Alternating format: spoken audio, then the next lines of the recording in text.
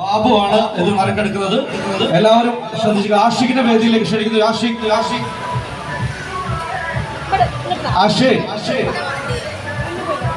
ഒന്ന് വിളിക്കും ആരെങ്കിലും. ധൈര്യം എങ്ങനെ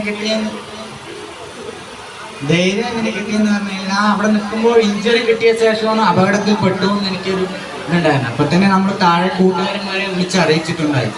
പിന്നീടാണ് ഫയർ ഹൗസിനെ അറിയിച്ചിട്ടുണ്ടായത്. അപ്പോൾ താഴെ നമ്മളെ രക്ഷിക്കാൻ ആൾക്കാരെത്തും എന്നുള്ളൊരു ഉറപ്പ് കാരണം പിന്നീട് ആ അപകടത്തിൽ സംഭവിച്ച ഭാഗത്ത് താഴോട്ട് ഇറങ്ങിയിട്ടുണ്ടായിരുന്നു.